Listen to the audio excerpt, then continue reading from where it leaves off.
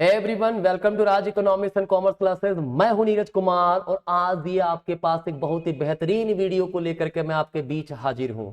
देखिए, इसमें complete macro economics बताया जाएगा इन वन शॉट, एक शॉट में। ठीक है, ये क्विक रिवीजन है किसके लिए?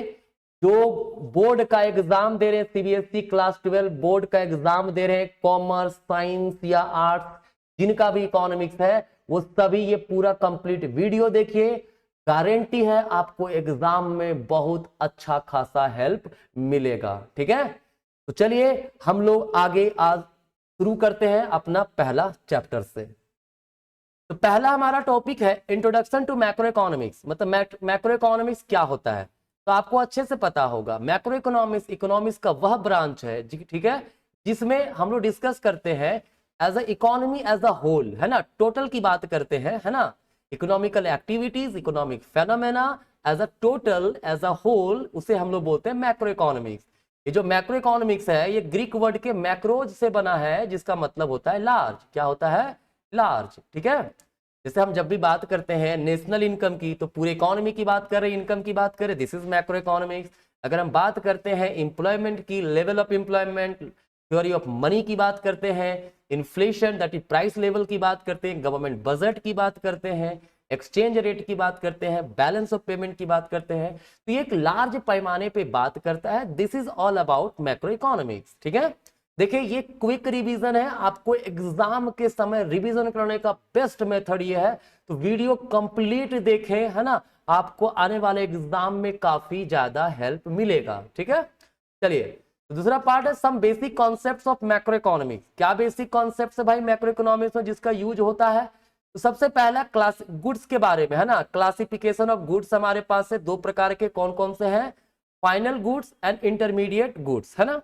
देखिए, फाइनल गुड्स ऐसे गुड्स को बोलते हैं जो प्रोडक्शन लाइन, प्रोडक्शन बाउंड्री को का लिमिट पे पहुंच चुका है। ठीक है, उसके आगे और वैल्यू ऐड नहीं कर सकते हैं। जैसे हम चाय बना लिए तो चाय के बाद उसको और कुछ नहीं बनाएंगे, चाय को कंज्यूम किया जाएगा। ठीक है, तो वो फाइनल गुड्स होगा। ठीक है, लेकिन इंटरमीडिएट गुड्स की जब बात करते हैं तो इसका मतलब होता है those goods which are purchase by one firm from the other for resale और for use as a raw material, है ना।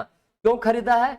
एक फर्म खरीदा ताकि वो बेच सके रीसेल के लिए, उसको इंटरमीडिएट गुड्स बोलेंगे। दूसरा, कोई फर्म खरीदा है ताकि उसको as a raw material use कर सके, जैसे कोई चाय बेचने वाला मिल्क खरीद रहा है तो मिल्क उसके लिए इंटरमीडिएट गुड्स हुआ। क्यों? क्योंकि वो मिल्क को एज अ चाय बनाने के लिए एज अ रॉ मटेरियल का यूज करेगा मिल्क को, और मिल्क के द्वारा वो चाय बनाएगा। ठीक है, मतलब जो इंटरमीडिएट गुड्स होता है उसमें और वैल्यू ऐड होना बाकी रहता है, जबकि फाइनल गुड्स में जितना वैल्यू ऐड होना था वो हो चुका होता है।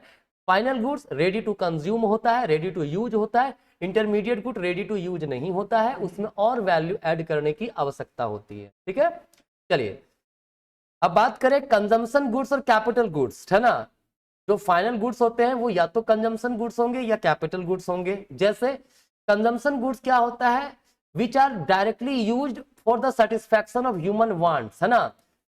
व्यक्ति जब अपने लाइफ में अपने यूज में जो डायरेक्टली ले आता है, ठीक है, जैसे हम आइसक्रीम खरीदें तो हम उसको डायरेक्टली यूज कर सकते हैं, ये कंजम्पशन गुड्स हो गया। मिल्क हम उसको गर्म करके पी रहे हैं, ये हो गया हमारा कंजम्पशन गुड्स। ठीक है, हम कपड़ा खरीदें उस पहनने के लिए, ये हो गया कंजम्पशन गुड्स। ठीक है, जबकि कैपिटल गुड्स होता है फिक्स एसेट्स होता है प्रोड्यूसर्स के लिए, है ना। वो क्या करते हैं? उसके द्वारा प्रोडक्शन करते हैं, उसके द्वारा गुड्स एंड सर्विसेज को बनाते हैं, जैसे मशीनरी, प्लांट, ये सब चीजें क्या होगा? कैपिटल गुड्स हो गया। याद रखिएगा, कैपिटल गुड्स एसेट्स के रूप में काम करता है, जबकि कंजम्पशन गुड्स डायरेक्टली कंज्यूम कर लेते हैं, हम लोग अपना नीड को सेटिस्फाई करने में उसका यूज कर देते हैं। ठीक है, चलिए अब है कंजम्पशन एक्सपेंडिचर। एक टर्म यूज होता है कंजम्पशन एक्सपेंडिचर। क्या होता है कंजम्पशन एक्सपेंडिचर? जब भी बात करें इट इज एग्रीगेट कंजम्पशन, मतलब जब इकोनॉमी में, है ना, जितने भी कंजम्पशन हो रहा है उस पर होने वाला जो खर्च होता है वो होता है कंजम्पशन एक्सपेंडिचर। ठीक है, कंजम्पशन कौन करता है? हाउस होल्ड, हम आप जैसे लोग कंजम्पशन करते, गवर्नमेंट करती है ना, फिर नॉन प्रॉफिट जो प्राइवेट इंस्टीट्यूशंस होते हैं वो लोग करते हैं। ठीक है, नेक्स्ट टाइम आता है इन्वेस्टमेंट। तो कहता है इन्वेस्टमेंट जो होता है it is a process of adding to the stock of capital, मतलब चेंज इन स्टॉक, है ना। स्टॉक में जो चेंजेस होता है, जो एडिशन होता है, उसको बोलते हैं हम लोग क्या? इन्वेस्टमेंट। ठीक है, इन्वेस्टमेंट के भी दो कंपोनेंट, एक होता है फिक्स्ड इन्वेस्टमेंट, एक होता है इन्वेंट्री इन्वेस्टमेंट, ठीक है। जो फिक्स्ड इन्वेस्टमेंट होता है ये क्या होता है, it is addition to stock at fixed assets, मतलब जब फिक्स्ड एसेट्स में बढ़ोतरी होता है, जैसे हमारे पास 2 मशीन था, एक और मशीन आ गया तो फिक्स्ड इन्वेस्टमेंट में इंक्रीमेंट हुआ, ठीक है। जबकि इन्वेंट्री इन्वेस्टमेंट की बात करें तो उसका मतलब होता है addition to the stock of inventory, मतलब अनसोल्ड आइटम जो है, सिंपली इन्वेंट्री इन्वेस्टमेंट को हम लोग चेंज इन स्टॉक भी बोलते हैं। क्या बोलते हैं? चेंज इन स्टॉक, मतलब जो आपके पास अनसोल्ड आइटम रह गया, सेमी फिनिश्ड गुड्स हो गया, these are inventory investment. Clear है? आगे अगर हम लोग बढ़ते हैं तो आगे क्या आपके पास और कौन सा टर्म है भाई? इन्वेस्टमेंट को 2 टर्म में बताया था, gross investment, net investment. Gross investment क्या होता है? It is the expenditure on the purchase of fixed assets and expenditure on the inventory stock of the producer during the accounting year. मतलब total पैसा जो वो खर्च किया है किस पर? फिक्स्ड एसेट्स पे और इन्वेंट्री स्टॉक पे, ठीक है। लेकिन नेट इन्वेस्टमेंट की बात करें तो कहता है it refers to increase in the stock of capital during an accounting year, है ना। मतलब एक्चुअल में इन्वेस्टमेंट जो है उसका वैल्यू क्या है, तो वो क्या होता है, इसका formula gross investment minus depreciation, मतलब जो ग्रॉस जो टोटल खर्च हुआ है फिक्स्ड एसेट्स और इन्वेंट्री स्टॉक पे, उसमें जो डेप्रिसिएशन का वैल्यू है उसको घटा दिया जाए तो वो हमारा कहलाता है नेट इन्वेस्टमेंट। डेप्रिसिएशन का मतलब होता है reduction the value of fixed assets, है ना, by the wear and tear, ठीक है। चलिए आगे क्या, वही है डेप्रिसिएशन, जिसको हम लोग कंजम्पशन ऑफ फिक्स्ड कैपिटल भी बोलते हैं, है ना। क्या बोलते हैं? Consumption of fixed capital. Clear? इसका मतलब क्या होता है? Loss the value of fixed assets in use on account, ठीक है। जैसे नॉर्मल वियर एंड टीयर के कारण, टीयर के कारण एक्सीडेंटल डैमेज अगर किसी प्रकार का हो गया, या फिर एक्सपेक्टेड ऑब्सोलेंस के कारण हुआ, मतलब अनफोर्स जो फोर्सीन होता है उसके कारण, ठीक है, वो होता है हमारा डेप्रिसिएशन। जब डेप्रिसिएशन रिजर्व फंड की बात करते हैं तो कहते हैं refers to that fund which the producer keep to cope with depreciation losses in the process of production.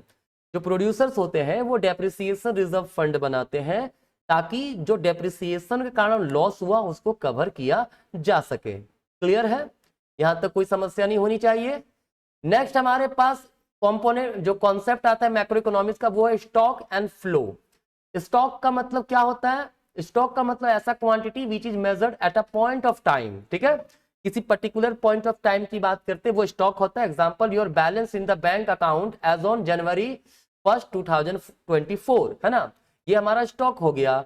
जबकि फ्लो का मतलब होता है quantity which is measured at a period of time, जिसको एक स्पेसिफिक पीरियड ऑफ टाइम में major करते हैं, वो होता है हमारा फ्लो। जैसे योर इनकम पर मंथ, ठीक है, तो पर मंथ मतलब पूरा मंथ का पीरियड की बात करते हैं ना, कितना आपने अर्निंग किया, कितना आपका इनकम आया, ठीक है। तो दिस इज कॉल्ड फ्लो, है ना। चलिए नेक्स्ट कॉन्सेप्ट है इकोनॉमी के सेक्टर्स। इकोनॉमी में 4 प्रकार के सेक्टर होते हैं, कौन कौन? House hold sector, producing sector, government sector और एक्सटर्नल सेक्टर, राइट। जब हम लोग हाउस होल्ड सेक्टर की बात करते हैं तो ये वो सेक्टर होता है, ठीक है, जो कंजम्पशन करता है एंड फैक्टर सर्विसेज प्रोवाइड करता है। Factor services like land, labour, capital, ये सब चीजें, ठीक है। वहीं प्रोड्यूसिंग सेक्टर वो सेक्टर होता है जो गुड्स एंड सर्विसेज को बनाता है और फैक्टर्स को हायर करता है प्रोडक्शन के पर्पज से, ठीक है। गवर्नमेंट सेक्टर जो इकोनॉमी में एक ऐसा एजेंसी है ना जो लॉ एंड ऑर्डर को कायम करता है, डिफेंस पे ध्यान देता है, ठीक है, लोगों के वेलफेयर वगैरह पे वर्क करता है ना। और कैसे करता है? Through the imposition of taxes और प्रोवाइडिंग ग्रांट्स और सब्सिडीज, ठीक है। वहीं एक्सटर्नल सेक्टर की बात करें तो इसको रेस्ट ऑफ द वर्ल्ड कहते हैं। मतलब जो हम लोग गुड्स एंड सर्विसेज प्रोड्यूस करते सारा का सारा खुद तो कंज्यूम करते नहीं है, हम लोग क्या करते हैं, कुछ एक्सपोर्ट करते हैं, कुछ इंपोर्ट करते हैं, है ना, तो वो एक्सटर्नल सेक्टर हो गया। तो किसी भी इकोनॉमी में जाइए ये आपको 4 सेक्टर टोटल मिलेंगे, कोई दिक्कत नहीं यहां तक। आगे है इसमें सर्कुलर फ्लो ऑफ इनकम। देखिए सर्कुलर फ्लो ऑफ इनकम कहता है किसी भी इकोनॉमी में एक हमेशा मतलब इनकम के फ्लो का एक सर्कल चलता रहता है। मतलब सर्कुलर फ्लो को सिंपल मतलब भाषा में डिफाइन करें तो क्या होता है? It is an unending flow of goods and services और फैक्टर्स इनकम और फैक्टर इन द इकोनॉमी, ठीक है। मतलब क्या अगर डेफिनेशन देखें तो refers to the circulativity of flow of production, income and expenditure across different sector of the economy, ठीक है। एक इकोनॉमी में production, income and expenditure related जो फ्लो चलते रहता है, ठीक है, उसको बोलते हैं सर्कुलर फ्लो ऑफ इनकम। यहां से ध्यान रखिएगा, सर्कुलर फ्लो ऑफ इनकम में 3 फेजेस होते हैं। कौन कौन? प्रोडक्शन फेज, इनकम फेज और एक्सपेंडिचर फेज, ठीक है। तो अगर आपसे पूछा जाए what are the phases of circular flow of income, तो आप कह सकते हैं production, income and expenditure, there are 3 phases, right. चलिए, ये जो सर्कुलर फ्लो ऑफ इनकम होगा, जो फ्लो होता है वो 2 प्रकार का फ्लो होता है, रियल फ्लो और मनी फ्लो। रियल फ्लो का मतलब flow of goods and services. जैसे मैं प्रोड्यूसर हूं, मैंने प्रोडक्शन किया, प्रोडक्शन करके मैंने बेचा, ठीक है, तो ये फ्लो ऑफ गुड्स हुआ, ठीक है। मैं सर्विस हायर किया तो ये फ्लो ऑफ सर्विसेज हुआ, है ना। तो ये रियल फ्लो के अंतर्गत आएगा जब गुड्स एंड सर्विसेज के फ्लो की बात करेंगे। लेकिन जब फ्लो मनी से रिलेटेड हो, मतलब फैक्टर्स मेरे पास काम कर रहा था, मैंने उसे पेमेंट किया, लैंड के लिए रेंट, है ना, लेबर के लिए वेजेस, सैलरीज, ठीक है, तो ये मनी का फ्लो हो रहा है, इसको बोलते हैं मनी फ्लो। कोई दिक्कत नहीं। चलिए, तो ये हमारा सेकेंड यूनिट था। थर्ड चैप्टर है national income and related aggregates, है ना। ध्यान रखिए, इंट्रोडक्शन मैंने बता दिया, है ना, मैक्रो इकोनॉमिक्स का जितने कॉन्सेप्ट्स यूज होते हैं मैक्रो इकोनॉमिक्स से मैंने वो डिस्कस कर दिया। अब देखिए, national income and related aggregates वो क्या क्या है भाई। पहला, अगर बात करते हैं नेशनल इनकम का, तो कहता है national income is the sum total of factor income acquiring to normal resident of a country, it does not account for transfer income. मतलब एक इकोनॉमी में जो नॉर्मल रेसिडेंट होते हैं, नॉर्मल रेसिडेंट के द्वारा जो भी फैक्टर इनकम अर्न किया गया है, ठीक है, उसे हम लोग नेशनल इनकम कहते हैं, उसका सम टोटल नेशनल इनकम होगा। यहाँ पे 2 वर्ड आपको याद रखने की बात है, नेशनल इनकम फैक्टर इनकम को इंक्लूड करता है, ट्रांसफर इनकम को नहीं करता है। तो भाई फैक्टर इनकम क्या हो गया? तो factor income are the reward for the factor of production like compensation of employee, rent, interest and profit. जैसे लेबर काम करता है उसके लिए हम लोग कॉम्पनसेशन ऑफ एम्प्लॉई देते हैं, वेजेस देते हैं, लैंड जिसका यूज कर रहे हैं उसको रेंट देते हैं, कैपिटल जहां से लिए उसके लिए इंटरेस्ट पे करते हैं, एंटरप्रेन्योर जो काम करता है उसको प्रॉफिट देते हैं। ये सब सर्विसेज देता है, उसके बदले उनका ये रिवार्ड है, इसको बोलते हैं फैक्टर इनकम। जबकि ट्रांसफर इनकम क्या होता है? ये अनअर्न्ड इनकम होता है, कमाया नहीं जाता, कोई सर्विस के बदले नहीं मिलता है, ठीक है। जैसे गिफ्ट इन कैश, मतलब गिफ्ट दिया गया, स्कॉलरशिप दिया गया, ओल्ड एज पेंशन दिया गया, सीनियर्स को दिया गया, ठीक है। ये सब क्या है? बिना किसी सर्विस प्रोवाइड किए ही उसको मिल रहा है ना। तो ये ट्रांसफर इनकम होता है, ट्रांसफर इनकम को नेशनल इनकम में इंक्लूड नहीं करते हैं, ठीक है। अब एक टर्म और था कि जो नॉर्मल रेसिडेंट के द्वारा अर्न किया जाता है उसी को नेशनल इनकम में शामिल करते हैं। तो भाई नॉर्मल रेसिडेंट क्या होता है? तो normal resident of a country are the people who normally reside in the country concern, मतलब जिस कंट्री की बात करते हैं वो बेसिकली वहां रह रहा हो, and whose centre of economic interest lies in that country, और उसका जो इकोनॉमिक इंटरेस्ट है लाइक कंजम्पशन, इन्वेस्टमेंट, ये सब चीजें वो वही देश में कर रहा है, तो नॉर्मल रेसिडेंट वो कहलाएगा। ध्यान रखना, सिटीजनशिप अलग होता है, नॉर्मल रेसिडेंट अलग होता है, दोनों को मिक्सअप नहीं कर दीजिएगा, ठीक है। सिटीजनशिप जो एक देश की जिसके पास नागरिकता होती है, ठीक है, जो वहां पे वोटिंग का अधिकार जिसके पास होता है। लेकिन नॉर्मल रेसिडेंट जरूरी नहीं कि उसके पास अधिकार हो भी सकता है, नहीं भी हो सकता है, ठीक है। जैसे अक्षय कुमार के पास पहले इंडिया का सिटीजनशिप नहीं था, उसके पास कनाडा का सिटीजनशिप था, तो वो इंडिया में वोट नहीं दे सकता था, ठीक है वो, लेकिन इंडिया का नॉर्मल रेसिडेंट था। क्यों था नॉर्मल रेसिडेंट? क्योंकि वो इंडिया में रह रहा था और यहाँ पे ही वो इनकम कंजम्पशन वगैरह कर रहा था। क्लियर है? तो ये हो गया हमारा नॉर्मल रेसिडेंट का कंसेप्ट, कोई दिक्कत नहीं। चलिए, अब नेशनल इनकम जब बात करते हैं तो कुछ कंसेप्ट है जो आपको जरूर याद रखना है ताकि इसके एग्रीगेट्स को इजीली समझ पाओ। अगर कोई भी कॉन्सेप्ट ग्रॉस से नेट में जाना हो, मतलब ग्रॉस में दिया हुआ है, आपको उसका वैल्यू नेट में चाहिए, तो डेप्रिसिएशन माइनस कर दो, ग्रॉस माइनस डेप्रिसिएशन करेंगे, क्या आएगा? नेट आ जाएगा। और अगर नेट में वैल्यू दिया हुआ है, डेप्रिसिएशन जोड़ दे तो ग्रॉस बन जाएगा। जैसे मैंने कहा था ना, नेट इन्वेस्टमेंट का मतलब क्या होता था? नेट इन्वेस्टमेंट का मतलब था हमारा gross investment minus net investment. तो ग्रॉस में जब भी डेप्रिसिएशन माइनस करेंगे तो नेट बन जाएगा, ठीक है। Gross investment equals net investment equals क्या होगा? Gross investment minus depreciation. थोड़ा मैं उल्टा बोल दिया है ना। और जब हमको ग्रॉस निकालना हो तो क्या करेंगे? नेट प्लस डेप्रिसिएशन, तो ग्रॉस बन जाएगा, ठीक है। उसी प्रकार से डोमेस्टिक से नेशनल बनाना हो तो डोमेस्टिक में जो डोमेस्टिकली मतलब जीडीपी दिया हुआ है, ग्रोस डोमेस्टिक प्रोडक्ट, है ना, डोमेस्टिकली प्रोड्यूस्ड प्रोडक्ट, ठीक है, इसको नेशनल बनाना हो, जीएनपी बनाना हो, ठीक है, तो क्या करेंगे भाई, इसमें NFIA जोड़ देंगे, net factor income from abroad, इसको जोड़ देंगे तो हमारा वो नेशनल बन जाएगा। ठीक है, और अगर नेशनल दिया हुआ है, डोमेस्टिक चाहिए, तो नेशनल में से माइनस कर देंगे हम लोग क्या, किसको, NFIA को। ठीक है, चलिए, net factor income from abroad का मतलब क्या होता है, difference between the factor income earned by our resident from abroad and factor income earned by non resident in our country. ठीक है, मतलब जो फैक्टर इनकम अर्न हमारे रेसिडेंट के द्वारा विदेश में जो अर्न किया गया, ठीक है, और जो हमारे यहाँ पे नॉन रेसिडेंट है उसके द्वारा जो कमाया गया, ठीक है, उसका डिफरेंस क्या कहलाएगा, net factor income from abroad कहलाएगा। ठीक है, तीसरा कंसेप्ट है market price two factor cost. अगर मार्केट प्राइस से फैक्टर कॉस्ट निकालना, मार्केट प्राइस में जिस प्राइस पे मार्केट में प्रोडक्ट मिल रहा है फैक्टर कॉस्ट का मतलब वो प्रोडक्ट को बनाने में कितना लगा है। तो मार्केट प्राइस में अगर हम लोग माइनस कर देंगे NIT, ठीक है, तो बन जाएगा हमारा क्या, फैक्टर कॉस्ट। और अगर फैक्टर कॉस्ट में हम लोग प्लस कर दे किसको, NIT को, तो बन जाएगा मार्केट प्राइस। ठीक है, तो अब यहां से कुछ कंसेप्ट है जिसको आप इजीली निकाल सकते हो, है ना। पहला है gross domestic product at market price, जिसको GDP MP बोलते हैं, मतलब यही हमारा है aggregates related to national income, these are the aggregates which are used in national income. ठीक है, तो GDP MP क्या होता है, market value of final goods and services produced in the domestic territory of a country in an accounting year. जो domestic territory में जो भी गुड्स एंड सर्विसेज का प्रोडक्शन हुआ है ना, उसके मार्केट वैल्यू को क्या बोलेंगे हम लोग, बोलेंगे GDP MP।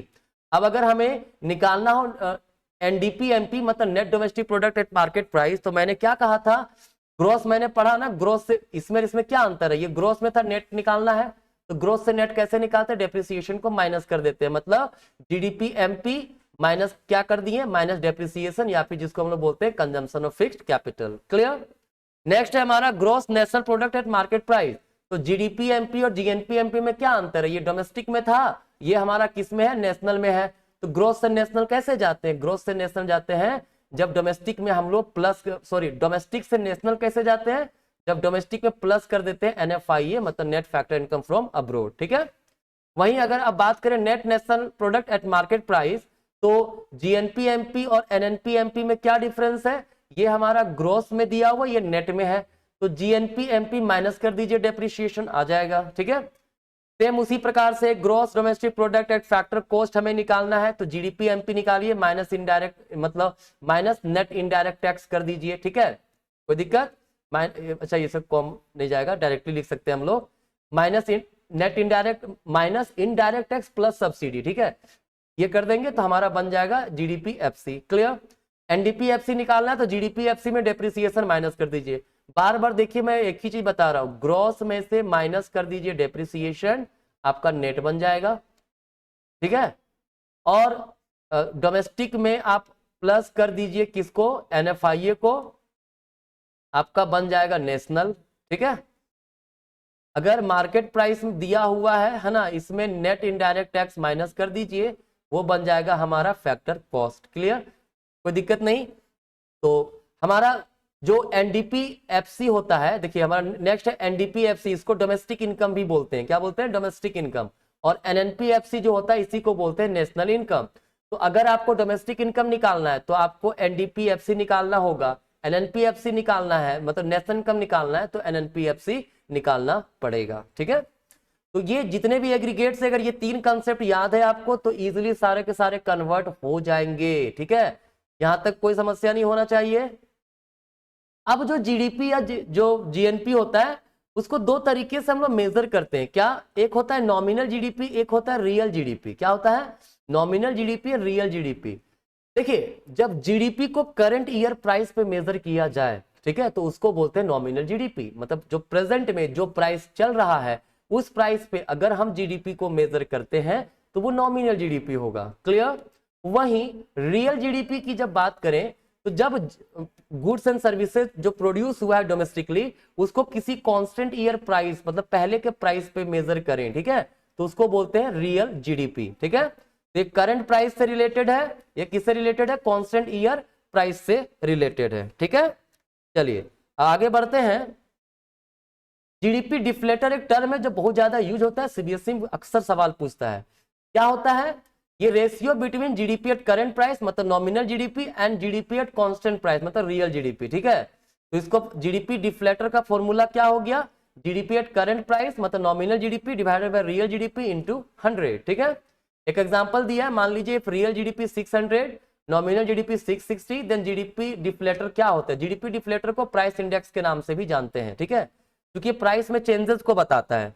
तो क्या हुआ 660 बाय 600 इंटू 100 तो कितना 110 हुआ। तो 100 से कितना ज्यादा 10 ज्यादा, तो मतलब कि पहले से अभी प्रेजेंट में क्या हुआ 10% का प्राइस इंक्रीज हुआ है जनरल प्राइस में, ठीक है। तो इन्फ्लेशन को मेजर करने का एक तरीका हमारा जीडीपी डिफ्लेटर भी होता है, जिसको हम लोग प्राइस इंडेक्स के नाम से जानते हैं, ठीक है। अब है जीडीपी एंड वेलफेयर। देखिए कहता है real GDP is widely use index of welfare but it is suffer from certain limitation as it ignores क्या। देखिए जो रियल जीडीपी हमारा होता है ना, इट इज यूज, कैसे यूज करते हैं उसको, ये दिखाता है, रिप्रेजेंट करता है कि कंट्री में कितना वेलफेयर हो रहा है, ठीक है। अगर रियल जीडीपी बढ़ रहा है मतलब अच्छा खासा वेलफेयर, लोगों का इनकम बढ़ रहा है, वेलफेयर ज्यादा हो रहा है। लेकिन कुछ लिमिटेशंस हैं जिसके कारण इसको इग्नोर, ये बहुत तरह से इग्नोर कर देता है। क्या क्या? Distribution of income. GDP total aggregate के रूप में बात करता है ना, तो डिस्ट्रीब्यूशन ऑफ इनकम कैसे है, मतलब किसके पास ज्यादा पैसा किसके पास कम पैसा है तो पता नहीं चलता है। कंपोजिशन ऑफ जीडीपी, मतलब जीडीपी में कौन सेक्टर का कितना कंट्रीब्यूशन है, ये सब चीजें नहीं पता चल पाता है। नॉन मॉनेटरी ट्रांजैक्शन जो हो रहा है वो कहाँ गया? जैसे कोई व्यक्ति पहले के समय में जब बार्टर सिस्टम तक काम करता था ना, तो अभी भी कहीं कहीं होता है ना कि काम के बदले कुछ दे दिया, ठीक है, तो उसको मेजर कैसे करेंगे? रिवार्ड तो वो भी है काम का, ठीक है। फिर एक्सटर्नलिटीज जो इकोनॉमी में क्रिएट होता है, इन सब चीजों को इग्नोर करता है जीडीपी, ठीक है। तो ये हमारा लिमिटेशंस है, बट जीडीपी कहीं ना कहीं वेलफेयर को रिप्रेजेंट करता है, ठीक है। चलिए, तो ये रिलेटेड एग्रीगेट से नेशनल इनकम का। तो अब हमारे पास आता है फोर्थ चैप्टर, जिसमें है methods of calculating national income. National income निकालना है तो एनएनपीएफसी निकालना पड़ेगा, मैंने अभी कहा, ठीक। और अगर हमको निकालना है डोमेस्टिक इनकम तो क्या निकालेंगे? एनडीपीएफसी निकालेंगे, ठीक है। देखिए मैं इस रूप में आपको बता रहा हूं कि मुझे ये लगता है कि आप पढ़ चुके हो पहले से, आप सिर्फ क्विक रिवीजन कर रहे हो, है ना, क्योंकि मैं बहुत डिटेल में नहीं जा रहा हूं। एग्जामिनेशन पॉइंट ऑफ व्यू से ये क्विक रिवीजन के लिए ही ये वीडियो बनाया गया है, ठीक है। चलिए, तो हमारे पास तीन मेथड्स हैं, value added method which is also known as product method, ठीक है, इनकम मेथड, एक्सपेंडिचर मेथड। तो तीनों का करके देखते हैं। जब वैल्यू एडेड मेथड की बात करें तो क्या होता है? जीडीपी एमपी बराबर क्या होगा? Gross value added by all producing enterprises within the domestic territory of a country during the period of 1 year. 1 year के दौरान जो वैल्यू एडेड जितने भी प्रोड्यूसिंग यूनिट थे उन सब के द्वारा, मतलब ग्रोस वैल्यू जो ऐड हुआ, ठीक है, वो हमारा होता है जीडीपी एमपी। वैल्यू एडेड जो हमारा होगा, ठीक है, इसका क्या मतलब है भाई? Value of output minus intermediate consumption, ठीक है, मतलब इंटरमीडिएट गुड्स पे जो खर्च हुआ, क्लियर। तो जो वैल्यू ऑफ आउटपुट का मतलब फिर क्या होता है? Sales plus change in stock, है ना, कितना सेल की और कितना अनसोल्ड आइटम, मतलब इन्वेंट्री स्टॉक हमारे पास है, उसको जोड़ देंगे, ठीक है, वो वैल्यू ऑफ आउटपुट निकल जाएगा, माइनस इंटरमीडिएट कंजम्पशन कर देंगे तो वैल्यू एडेड हमारा आ जाएगा, ठीक है। अब जितने भी वैल्यू एडेड हर प्रोड्यूसिंग यूनिट का जोड़ दिए, that is gross value added निकाल दिए, तो वो हमारा जीडीपी एमपी बन जाएगा, क्लियर है। अब यहाँ पे चेंज इन स्टॉक का मतलब क्या है? Closing stock minus opening stock, clear. अब देखिए अगर हम बात करें, जीडीपी एमपी तो निकल गया यहां से, है ना। अब जीडीपी एमपी निकालने के बाद क्या करेंगे? डेप्रिसिएशन माइनस कर देंगे तो एनडीपी एमपी बन जाएगा। अब एनडीपी एमपी में नेट इनडायरेक्ट टैक्स माइनस कर देंगे तो एनडीपी एफसी बन जाएगा, जिसको हम लोग बोलते हैं डोमेस्टिक इनकम। क्या बोलते हैं? Domestic income. अब एनडीपी एफसी जो हमारा निकला उसमें एनएफआईए जोड़ देंगे, मतलब net factor income from abroad जोड़ देंगे, तो वो हमारा एनएनपी एफसी बन जाएगा, जिसको हम लोग क्या बोलते हैं? जिसको बोलते हैं नेशनल इनकम, ठीक है। तो ये वैल्यू एडेड मेथड था। अब हमारे पास इनकम मेथड है। क्या होता है भाई इनकम मेथड? मैं लास्ट में जितने मेथड्स है ना, तीनों मेथड बताने के बाद क्या क्या इंक्लूड करना है क्या इंक्लूड नहीं करना मैं वो भी आपको बता दूंगा, तो पहले पूरा देखिए, है ना। इनकम मेथड में क्या होता है? सारे फैक्टर्स का इनकम को लिया जाता है। जैसे लेबर काम कर रहा है तो कॉम्पनसेशन ऑफ एम्प्लॉय उसको बोलते हैं, है ना। कॉम्पनसेशन ऑफ एम्प्लॉय में क्या आ जाएगा? Wages, payment in kind, salaries, ठीक है, सोशल कंट्रीब्यूशन, ये सारी चीजें कॉम्पनसेशन ऑफ एम्प्लॉय में आ जाएगा। फिर ऑपरेटिंग सरप्लस, ऑपरेटिंग सरप्लस का मतलब रेंट, प्रॉफिट, इंटरेस्ट, ठीक है। फिर mixed income of self employed की बात करें, मतलब सेल्फ एम्प्लॉयड पर्सन का जो इनकम होता है उसको मिक्स्ड इनकम बोलते हैं। ये सबको पहला काम है जोड़ देंगे, ये सबको जोड़ेंगे तो हमारा बन जाएगा क्या? एनडीपी एफसी बन जाएगा, ठीक है। फिर जब एनडीपीएफसी बन गया तो एनडीपीएफसी ये हमारा डोमेस्टिक इनकम हो जाएगा, है ना। अगर डोमेस्टिक इनकम निकालना है तो इतना ही निकालेंगे। अगर डोमेस्टिक इनकम निकल गया, अब नेशनल इनकम निकालना है तो क्या करेंगे, एनडीपीएफसी प्लस एनएफआईए कर देंगे, हमारा नेशनल इनकम दैट इज एनएनपीएफसी निकल जाएगा। ठीक है, अब मान लीजिए कोई क्वेश्चन दिया हुआ है जिसमें सारा डेटा ये इनकम मेथड वाला दिया है, अब बोला भाई जीडीपी एमपी निकालो, तो हम लोग क्या करेंगे, सबसे पहले एनडीपीएफसी निकाल लेंगे, है ना। अब देखिए तो क्या क्या अंतर है, हम लोग नेट निकालने, हमको ग्रोस चाहिए, फैक्टर कॉस्ट निकला, मार्केट प्राइस चाहिए। तो ग्रोस से नेट जाते कब, जब ग्रोस में माइनस डेप्रिसिएशन करते नेट बनता है, तो नेट से ग्रोस में जाना है तो प्लस कर देंगे ना डेप्रिसिएशन। ठीक है, और मार्केट प्राइस से फैक्टर कॉस्ट कैसे जाते हैं, माइनस करते हैं नेट इनडायरेक्ट टैक्स, तो फैक्टर कॉस्ट से मार्केट प्राइस कैसे जाएंगे, प्लस कर देंगे नेट इनडायरेक्ट टैक्स। कोई दिक्कत नहीं। तो this is the income method, है ना। Next is expenditure method. Expenditure method में जो खर्च है उसको लिया आता है, कैसे भाई, प्राइवेट फाइनल कंजम्पशन एक्सपेंडिचर, जो प्राइवेट इंडिविजुअल हम आप जो कंजम्पशन पे खर्च करते हैं वो हो गया, ये हो गया गवर्नमेंट फाइनल कंजम्पशन एक्सपेंडिचर। फिर हो गया gross domestic fixed capital formation plus inventory investment, इन दोनों को अगर जोड़ दिया जाए तो ये होता है ग्रॉस डोमेस्टिक कैपिटल फॉर्मेशन। ठीक है, इन्वेंट्री इन्वेस्टमेंट वही चेंज इन स्टॉक को बोलते हैं, ये नेट एक्सपोर्ट हो गया एक्स माइनस एम, इन सबको जोड़ेंगे तो जीडीपी एमपी बन जाएगा। अब अगर एक बार जीडीपी एमपी बन गया, माइनस कर देंगे डेप्रिसिएशन तो एनडीपी एमपी बन जाएगा। अब एनडीपी एमपी में माइनस कर देंगे एनआईटी तो एनडीपी एफसी बन जाएगा। एनडीपी एमसी, अब एफसी क्या हो गया, वही डोमेस्टिक इनकम, और जब एनडीपी एफसी में प्लस कर देंगे एनएफआईए तो एनएनपी एफसी बन जाएगा, जिसको हम लोग क्या बोलते हैं, नेशनल इनकम। ठीक है, अब मैंने कहा था डूज एंड डोंट, मतलब क्या क्या इंक्लूड करना है नेशनल इनकम, क्या इंक्लूड नहीं करना है उसके बारे में। ठीक है, तो देखिए यहाँ पे नोट्स दिया हुआ है, लिख सकते हैं चाहे तो, क्या इंक्लूड नहीं करना है, गिफ्ट फ्रॉम अब्रोड, चूंकि ट्रांसफर इनकम आ जाता है ये, unemployment allowance, financial help to tsunami victims, है ना, purchase of vegetables by a restaurant, है ना, expenses on electricity by a factory, leisure time activity, service rendered by the housewife. ठीक है, money received by an individual from his son working abroad, clear.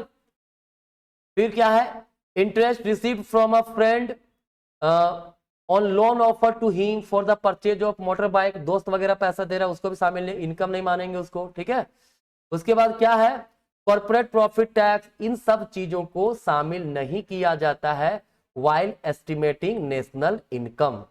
ठीक है, अब शामिल क्या करना है, डिफेंस एंड सिक्योरिटी सर्विसेज को शामिल करना है, free services by the government जो दे रही है उसको शामिल करना है, employers contribution to provident fund इसको शामिल करेंगे, rent received by Indian resident on building rented out to the foreign embassy in India. ठीक है, फिर profit earn by branch of an Indian bank in London, Indian bank विदेश में काम करता है, जो अर्निंग हो रहा है उसको शामिल करेंगे, wages received by the Indian employ working in Pakistan embassy, वैसे अब तो यहाँ पे है नहीं तो खैर कोई बात नहीं।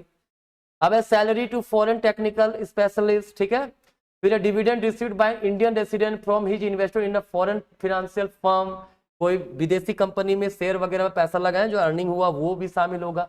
ये सारी चीजों को शामिल करना है, और यहाँ पे जो सारी चीजें था उसको शामिल नहीं करना है। तो ये हमारा नेशनल इनकम का कंसेप्ट हो गया।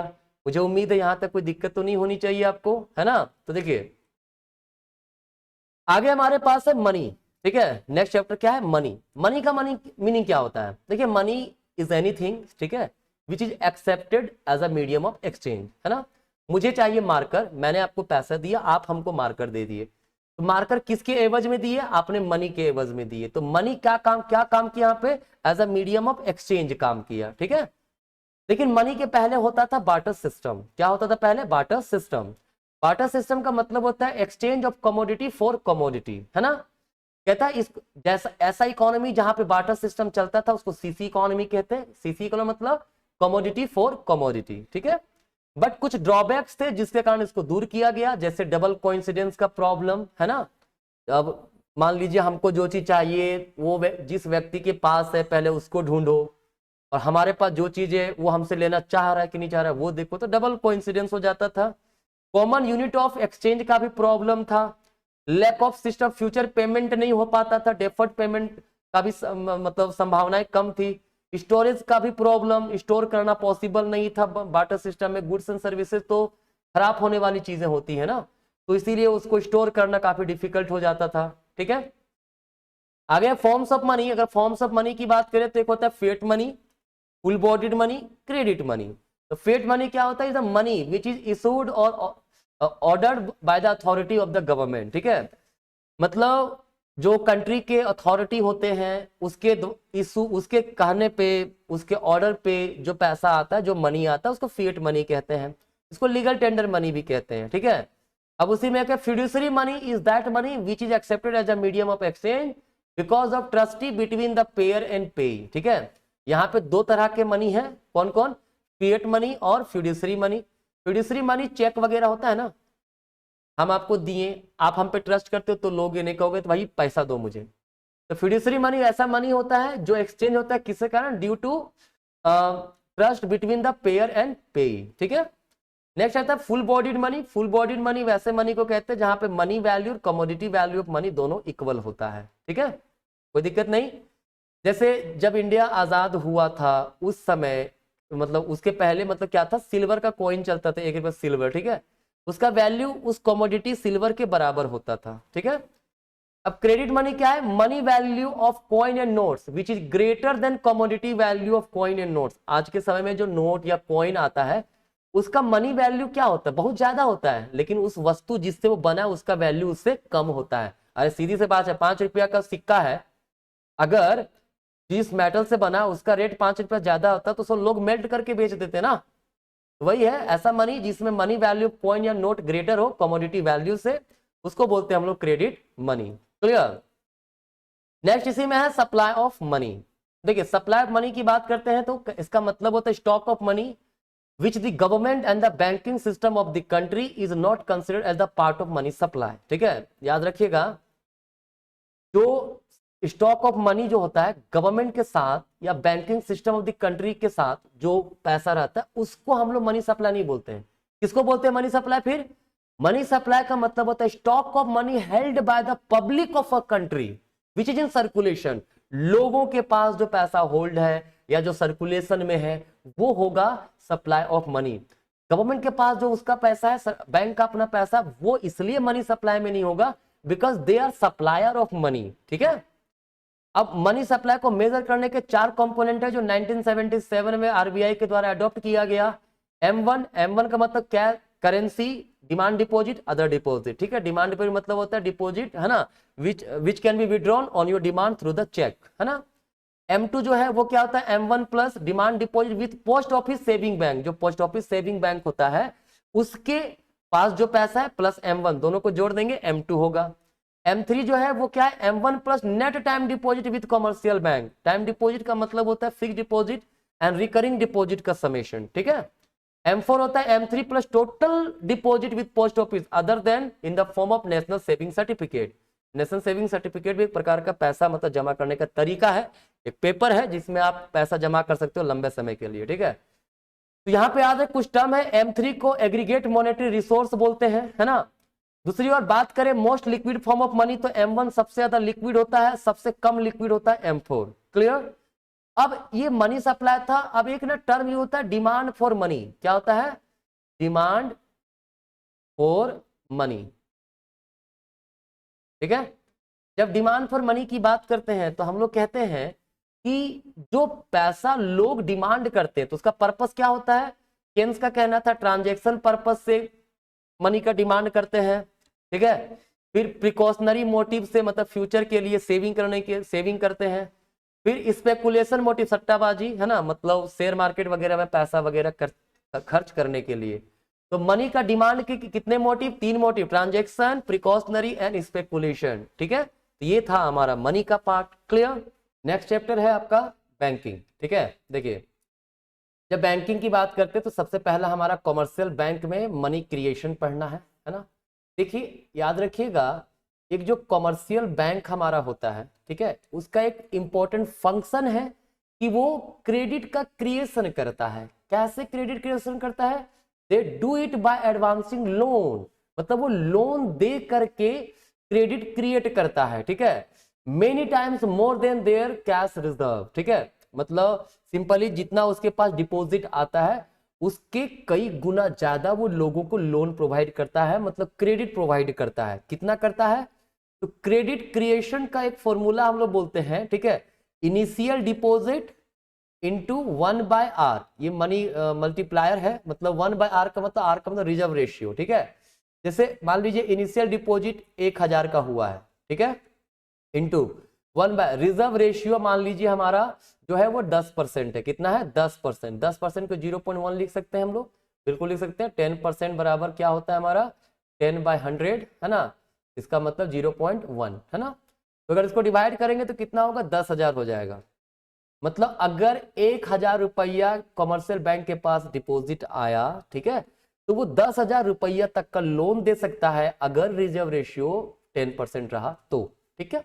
वही देखिए क्रेडिट मल्टीप्लायर दिया हुआ है ना, वही हमारा 1/r, वही CRR लिखा हुआ है, ठीक है।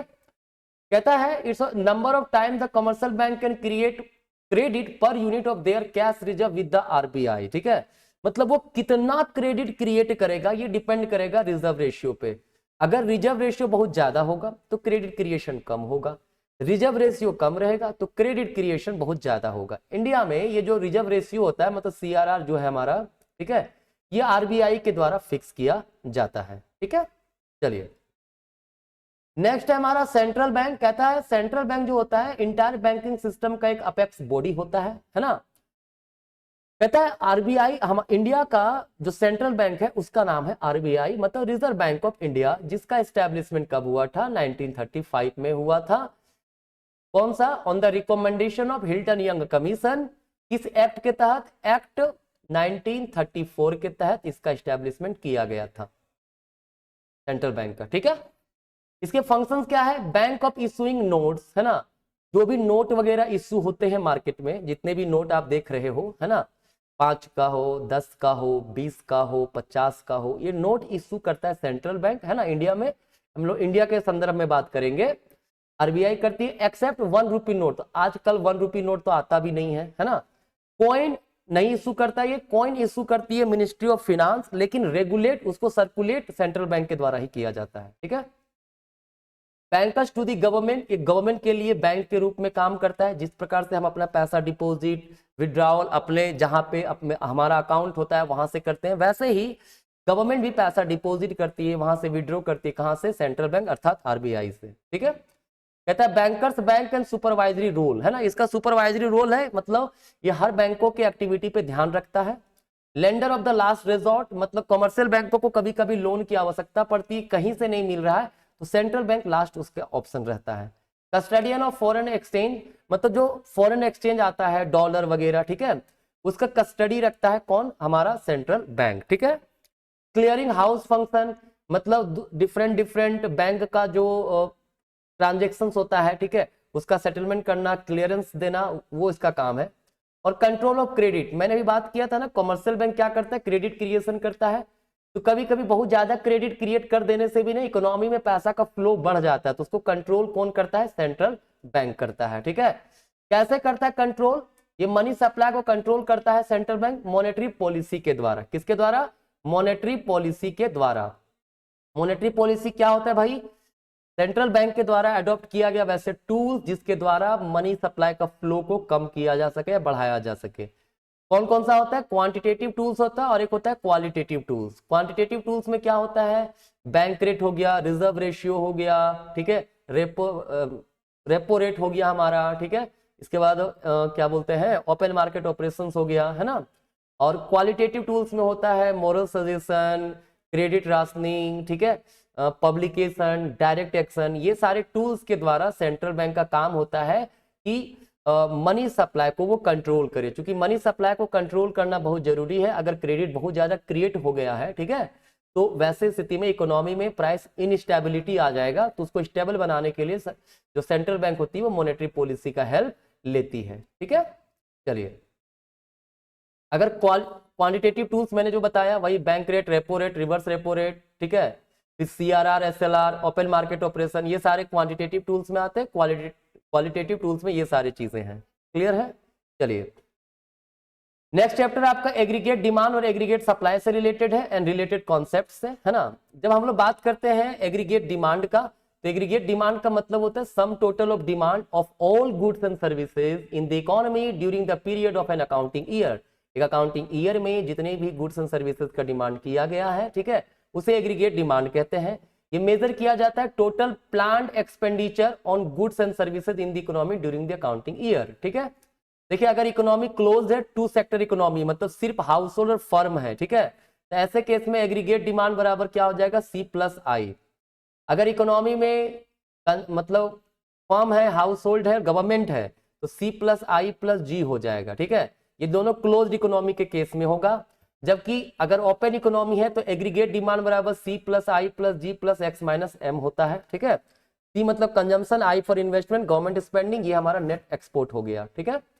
ये क्या दिखाता है, ये दिखाता है planned expenditure on the domestically produced goods and services during the accounting year, ठीक है। एक अकाउंटिंग ईयर में डोमेस्टिकली प्रोड्यूस्ड गुड्स पे जो प्लान्ड एक्सपेंडिचर होता है वही हमारा होता है एग्रीगेट डिमांड, ठीक है।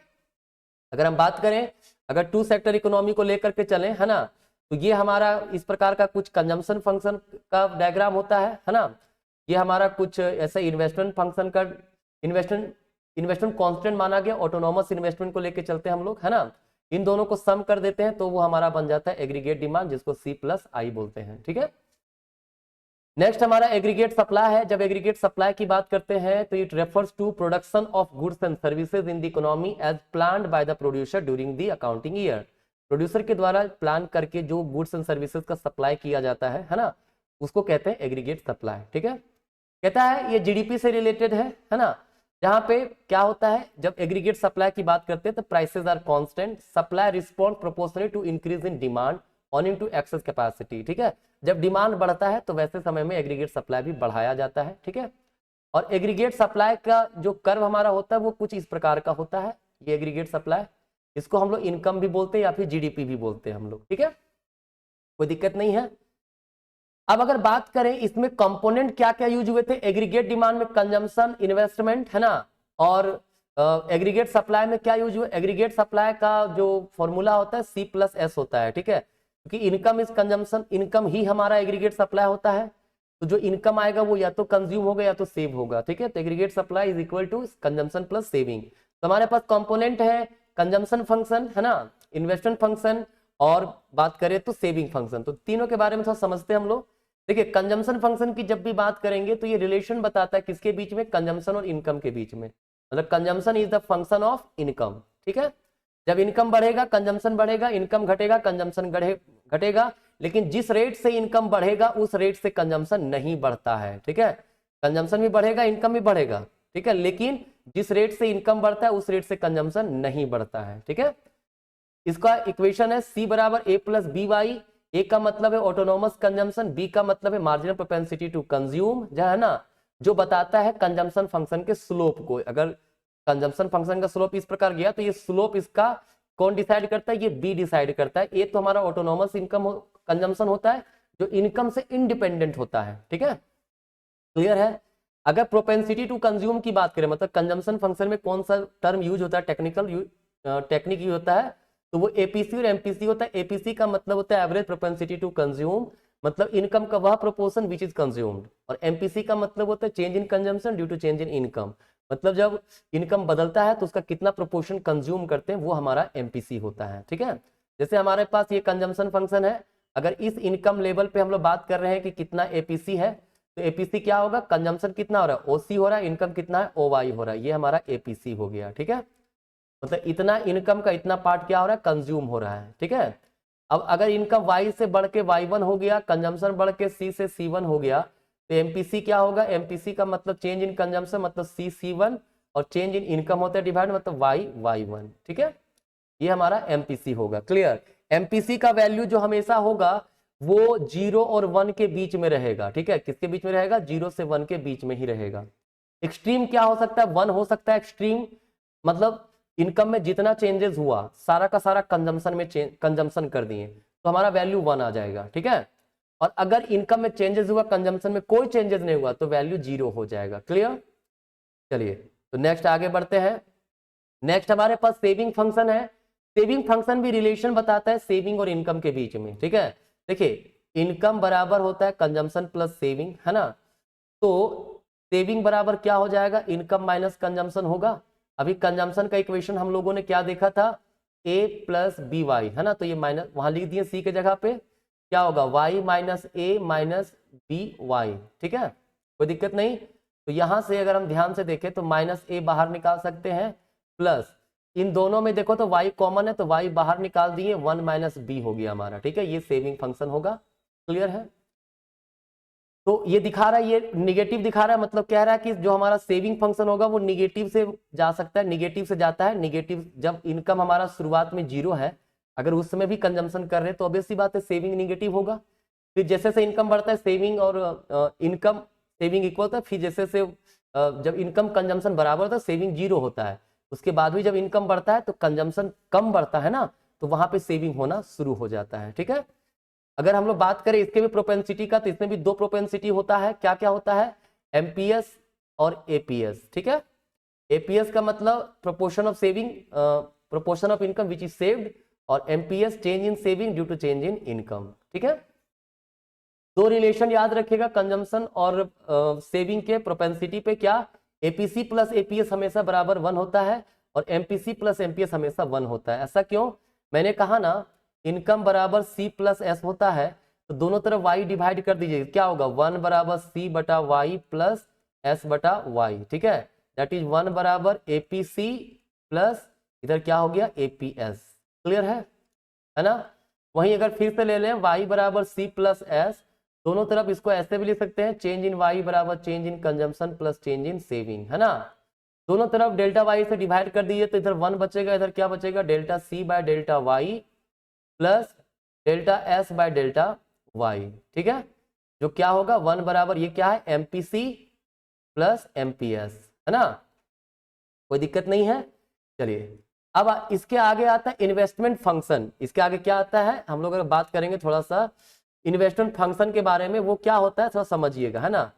वो अगर हम इन्वेस्टमेंट फंक्शन की बात करें, क्लियर, तो इन्वेस्टमेंट फंक्शन जो होता है वो क्या होता है भाई, इन्वेस्टमेंट का मतलब होता है चेंज इन स्टॉक। मैंने बताया था जो एग्जिस्टिंग स्टॉक में जो चेंजेस होता है, एडिंग होता है, एडिशन होता है, उसको बोलते हैं इन्वेस्टमेंट, ठीक है। जैसे न्यू मशीन्स का खरीदना, बिल्डिंग बनाना, ठीक है, ये सारी चीजें, ये हमारा क्या कहलाएगा इन्वेस्टमेंट, ठीक है। इन्वेस्टमेंट 2 प्रकार के होते हैं, एक होता है ऑटोनोमस इन्वेस्टमेंट और एक होता है इंड्यूस्ड इन्वेस्टमेंट। ऑटोनोमस इन्वेस्टमेंट का मतलब होता है जब आपका इन्वेस्टमेंट इंडिपेंडेंट हो फ्रॉम लेवल ऑफ इनकम, ठीक है। वहीं इंड्यूस्ड इन्वेस्टमेंट जो होता है वो क्या होता है, कुछ इस प्रकार का जाएगा, which is related to level of income. Level of income बढ़ेगा तो इन्वेस्टमेंट बढ़ेगा। ये बेसिकली प्राइवेट सेक्टर से प्रॉफिट मोटिवेटेड होता है, ये है ना। ऑटोनोमस इन्वेस्टमेंट गवर्नमेंट सेक्टर ज्यादातर करता है, जो कि वेलफेयर ओरिएंटेड होता है, ठीक है। इन्वेस्टमेंट 2 चीजों पर निर्भर करता है, एमईसी और एक होता है ROI, है ना। एमईसी का मतलब होता है expected rate of return from the investment. जब आप एक एडिशनल यूनिट ऑफ इन्वेस्टमेंट करते हैं तो उसके कारण क्या रिटर्न आप एक्सपेक्ट करते हैं, ठीक है। और ROI होता है रेट ऑफ इंटरेस्ट, क्लियर। अगर मान लीजिए MEC ग्रेटर हो ROI से, ठीक है, मतलब एक्सपेक्टेड रेट ऑफ रिटर्न ज्यादा है आपके कैपिटल पे जो इंटरेस्ट मिले, मतलब उससे, ठीक है। आप लोन लिए, आपको 5% लगा रेट ऑफ इंटरेस्ट, ठीक है, और एक्सपेक्टेड रेट ऑफ रिटर्न है वो पैसा इन्वेस्ट करे तो 10% कमाएंगे, तो ऑब्वियस सी बात आप इन्वेस्टमेंट करोगे। और अगर एमईसी क्या हो लेस देन ROI है तो आप इन्वेस्टमेंट नहीं करोगे, ठीक है। तो दिस इज इन्वेस्टमेंट फंक्शन, है ना। मुझे उम्मीद है यहां तक चैप्टर 7 नंबर तक कोई आपको समस्या नहीं होना चाहिए, ठीक है। अब आपके पास 8 नंबर है, कहता है शॉर्ट रन इक्विलिब्रियम आउटपुट। इसका डिटर्मिनेशन कैसे, शॉर्ट रन जो इक्विलिब्रियम होता है आउटपुट का या एम्प्लॉयमेंट का, वो डिटरमाइन कैसे होता है, ठीक है। याद रखिएगा, कहता है इक्विलिब्रियम आउटपुट का मतलब क्या है। इक्विलिब्रियम आउटपुट का मतलब है कि वैसा पॉइंट जहां पर एग्रीगेट सप्लाई और एग्रीगेट डिमांड दोनों इक्वल हो, मतलब कि जो प्लान्ड आउटपुट है प्लान्ड डिमांड के बराबर हो, है ना। या तो आप एग्रीगेट सप्लाई बोलिए इक्वल टू एग्रीगेट डिमांड, या तो बोलिए सेविंग इक्वल टू इन्वेस्टमेंट, दोनों एक ही चीज है। ठीक है, देखिए ये हमारा एग्रीगेट सप्लाई होता है ना, और ये हमारा क्या होता है, एग्रीगेट डिमांड, राइट। दोनों इक्वल इस पॉइंट पर है, इसको बोलते हैं इक्विलिब्रियम लेवल ऑफ आउटपुट या फिर इक्विलिब्रियम लेवल ऑफ इनकम। ठीक है ना। चलिए, कहता है ये जो इक्विलिब्रियम सिचुएशन होता है, एक ऐसा सिचुएशन है when planned what is planned to be produced is exactly equal to what planned to purchase during a given period of time, है ना। मतलब जो प्लान किया गया प्रोड्यूस करने का, अगर वही प्लान किया गया परचेज करने का, सिंपल सी बात है, बायर्स सेलर्स दोनों सेटिस्फाई कर रहे, this is the equilibrium point. ठीक है, कोई भी प्रोड्यूसर जो होता है कहता है do not suffer the loss due to excess stock, उसके पास कोई एक्सेस स्टॉक नहीं होता। जब इक्विलिब्रियम होगा तो किसी प्रकार का एक्सेस स्टॉक नहीं होगा। ठीक है, तो सिंपल सी बात है, क्योंकि aggregate supply is equal to aggregate demand, तो किसी भी प्रकार का एक्सेस स्टॉक का चांसेस नहीं होता है। मतलब जो एक्चुअल स्टॉक्स होगा, मतलब विद द प्रोड्यूसर, वो डिजायर्ड स्टॉक भी वही होगा।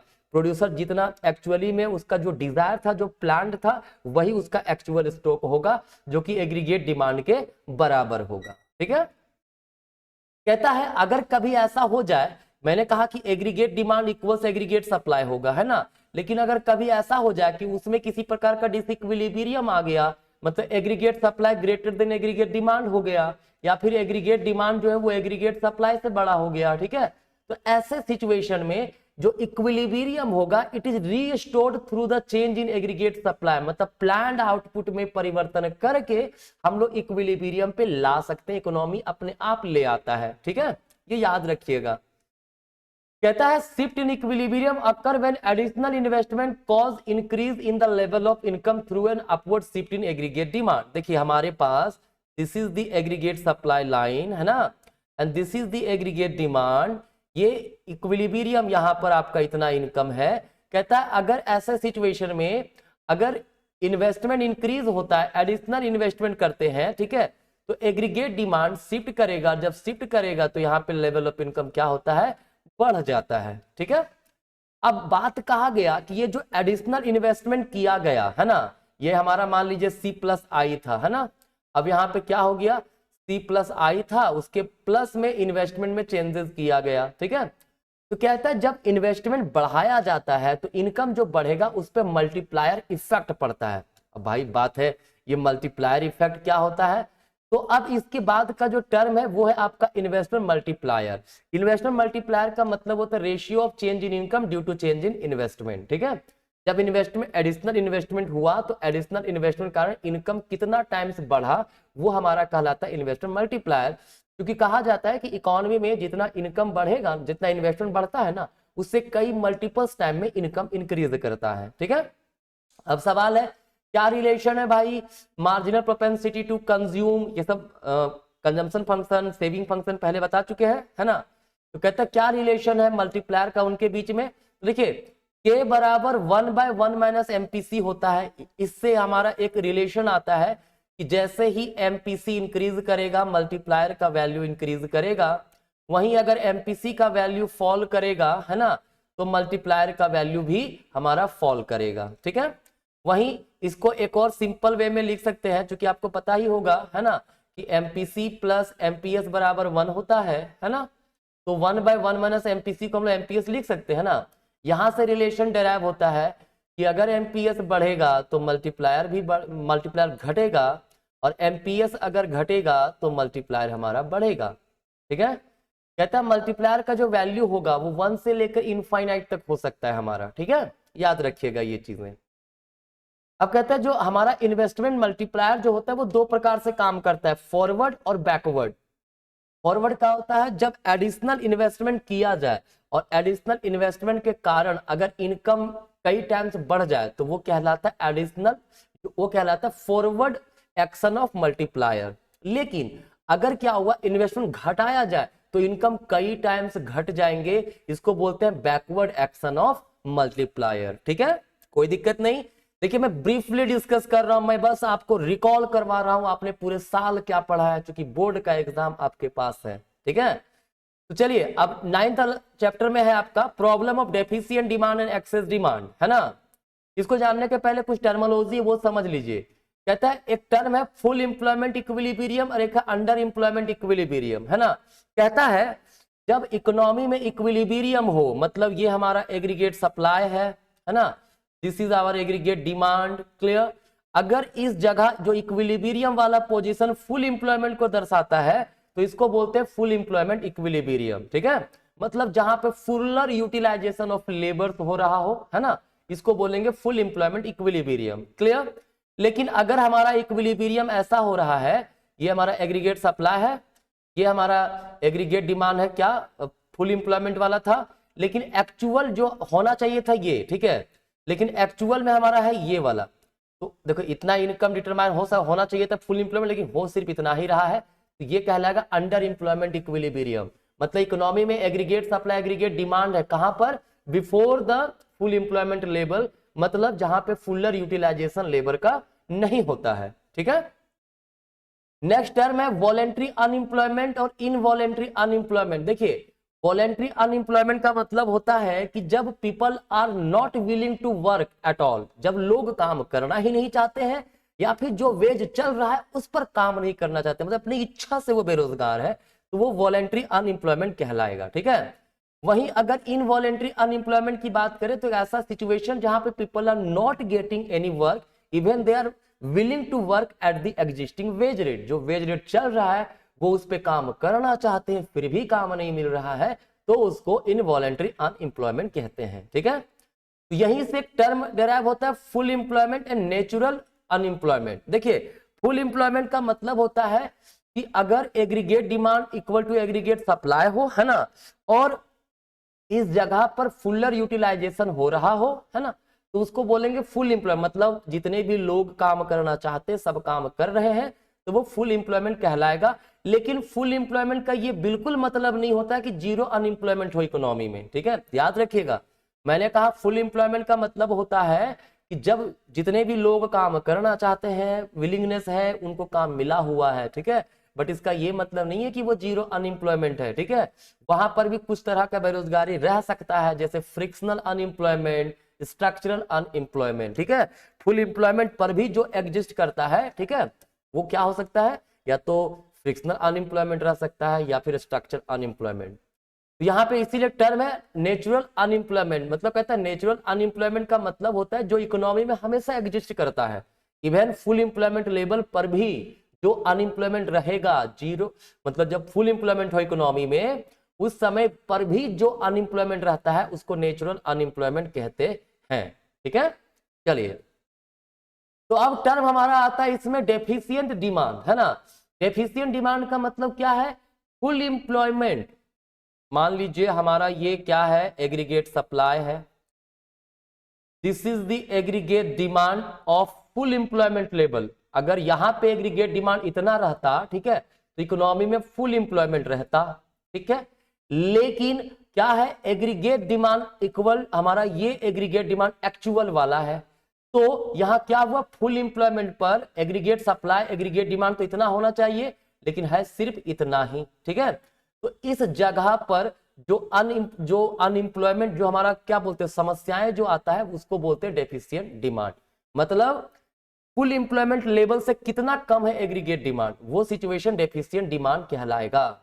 क्लियर है, मतलब अगर यहां पर इस पॉइंट पर होता, पॉइंट ई पर, तो ये फुल एम्प्लॉयमेंट होता इतना, ठीक है। यहाँ पे aggregate demand equal to aggregate supply है, लेकिन इतना कम हुआ, तो ये जो हमारा जो डिफरेंसेस है, ठीक है, फुल एम्प्लॉयमेंट और ये एक्चुअल में, ठीक है, वो डिफरेंसेस हमारा बेसिकली क्या बताता है, डेफिशिएंट डिमांड को, ठीक है। और डेफिशिएंट डिमांड जो होता है उसके कारण डिफ्लेशनरी गैप आता है। डिफ्लेशनरी गैप का मतलब क्या होता है, difference between aggregate demand at full employment level. Full employment पे एग्रीगेट डिमांड कितना है, देखिए तो फुल एम्प्लॉयमेंट पे एग्रीगेट डिमांड इतना है, लेकिन एक्चुअल में अभी हो कितना है, इतना ही है, तो ये जो गैप है वो हमारा क्या कहलाएगा, डिफ्लेशनरी गैप, ठीक है। क्या कॉजेज आते हैं डिफ्लेशनरी गैप के, डिफ्लेशनरी, देखिए डेफिशिएंट डिमांड का मतलब डिमांड कम है ना, क्या रीजन हो सकता है, लोग अगर कंजम्पशन पे खर्च कम कर दिए, इन्वेस्टमेंट में कमी हो गया, सरकार खर्च नहीं कर रही है, हम लोग एक्सपोर्ट कर नहीं पा रहे, जिसके कारण इनकम आ नहीं रहा, डिमांड नहीं कर रहे हैं, उल्टा हम लोग इंपोर्ट बढ़ा दिए हो या सरकार टैक्स राइज कर दिया हो, ये सब सिचुएशन में डिफ्लेशनरी गैप आ सकता है। ठीक है, कॉन्सिक्वेंसेस क्या आता है, डिफ्लेशन और अंडर एम्प्लॉयमेंट का सिचुएशन डेफिशिएंट डिमांड के सिचुएशन में आएगा। देखिए डेफिशिएंट डिमांड की कमी है ना, तो जब डिमांड की कमी रहेगी, ठीक है, तो हर प्रोड्यूसर चाहेगा अपना प्रोडक्ट को बेचना, तो क्या करेगा, उसके लिए रेट वो घटा देगा, डिफ्लेशन का दौर आ जाएगा। और जब डेफिशिएंट डिमांड है, डिमांड कम हो रहा है, तो ऑब्वियस सी बात है प्रोड्यूसर धीरे धीरे प्रोडक्शन में कमी भी करेगा, और जब प्रोडक्शन में कमी करेगा तो कुछ लेबर को हटाएगा, तो अनएम्प्लॉयमेंट भी क्रिएट हो जाएगा ना। ठीक है, तो ये डेफिशिएंट डिमांड का कॉन्सिक्वेंसेस है। नेक्स्ट है एक्सेस डिमांड। देखिए हमारे पास ये एग्रीगेट सप्लाई है ना, and this is the aggregate demand of full employment level. ठीक है, और क्या हुआ, एक्चुअल में एग्रीगेट डिमांड इतना हो, बहुत ज्यादा है। ठीक है, तो फुल एम्प्लॉयमेंट तो यहाँ पे आ गया है हमारा, है ना, तो ये जो एक्स्ट्रा जो डिमांड हो रहा है यहाँ पे, ये जो है ये एक्सेस डिमांड है, और इसका जो मेजरमेंट होता है उसको क्या बोलते हैं, इन्फ्लेशनरी गैप। ठीक है, कॉजेज क्या हो सकता है, सेम वही जो आपने पढ़ा ना, डिफ्लेशनरी गैप का कॉज, इसको उल्टा कर दो, यहाँ रिडक्शन था, वहां कंजम्पशन इंक्रीज हो जाना। ठीक है, वहां पे क्या होगा, इन्वेस्टमेंट बढ़ जाना, गवर्नमेंट एक्सपेंडिचर बढ़ा दिया जाए, एक्सपोर्ट बढ़ा दिया जाए, इंपोर्ट घट जाए, सरकार टैक्स का बर्डन कम कर दे, तो जस्ट जो डिफ्लेशनरी गैप का जो कॉज है उसको उल्टा कर दीजिए, अपोजिट कर दीजिए, वही आपका इन्फ्लेशनरी गैप का कॉज हो जाएगा। कॉन्सिक्वेंसेस क्या होता है भाई, कॉन्सिक्वेंसेस यहाँ पे ये है ना कि देखिए आउटपुट तो बढ़ नहीं सकता है, क्योंकि फुल एम्प्लॉयमेंट के बाद, देखिए एक्सेस डिमांड फुल एम्प्लॉयमेंट के बाद एग्रीगेट डिमांड बढ़ गया है, एक्चुअल में है। ठीक है, तो फुल एम्प्लॉयमेंट है तो आउटपुट तो बढ़ेगा नहीं, डिमांड बढ़ रहा है, सीधा सीधी असर ये होगा कि इकोनॉमी में इन्फ्लेशन वगैरह ज्यादा बढ़ जाएगा। ठीक है, तो भाई इसको करेक्ट करने का क्या कोई तरीका नहीं है, बिल्कुल तरीका है। हमारे पास फिजिकल पॉलिसी है और मॉनेटरी पॉलिसी है। फिजिकल पॉलिसी क्या होता है, गवर्नमेंट जो पॉलिसी अपनाता है टू करेक्ट एक्सेस और डेफिशिएंट डिमांड, उसको बोलेंगे फिजिकल पॉलिसी, है ना। गवर्नमेंट का व्यू रहता है कि जो ग्रोथ हो, ग्रोथ विद स्टेबिलिटी हो, और इसके लिए जो गवर्नमेंट पॉलिसी अपनाएगी वो फिजिकल पॉलिसी होगा। कैसे कर सकता है, कहता है गवर्नमेंट एक्सपेंडिचर एक तरीका होता है, ये अगर डेफिशिएंट डिमांड है तो इसको इंक्रीज कर दिया जाएगा, अगर एक्सेस डिमांड है तो सरकार खर्चा घटा देगी ताकि लोगों के पास पैसा घटे और एक्सेस डिमांड का प्रॉब्लम दूर हो जाए, है ना। टैक्सेस हमारा एक तरीका होता है, कहता है अगर डेफिशिएंट डिमांड है मतलब लोग डिमांड कर नहीं रहे, कम डिमांड करे तो सरकार टैक्स का बर्डन कम कर देगा। वहीं अगर एक्सेस डिमांड है, अधिक से अधिक डिमांड है, तो सरकार टैक्स बढ़ा देगा। पब्लिक बोरोइंग है, पब्लिक मतलब सरकार जो लोन लेती है, कहता है decrease the two correct deficient demand, है ना। अगर डेफिशिएंट डिमांड है तो सरकार लोगों से लोन नहीं लेगी ताकि लोगों के पास खर्च करने के लिए पैसा बचे। वहीं अगर एक्सेस डिमांड है तो इंक्रीज कर देगी पब्लिक बोरोइंग ताकि लोगों के पास पैसा एब्जॉर्ब हो जाए। ठीक है, फिर बोरोइंग फ्रॉम आरबीआई, कहता है सरकार अगर डेफिशिएंट डिमांड देख रहा है तो आरबीआई से बोरो करेगा पैसा, लोगों पे खर्चा करेगा, तो डेफिशिएंट डिमांड दूर हो जाएगा। वहीं एक्सेस डिमांड है तो सरकार बोरो नहीं करेगी, है ना। तो ये फिस्कल पॉलिसी के तरीके हुए जिसके द्वारा एक्सेस और डेफिशिएंट डिमांड को दूर किया जा सकता है।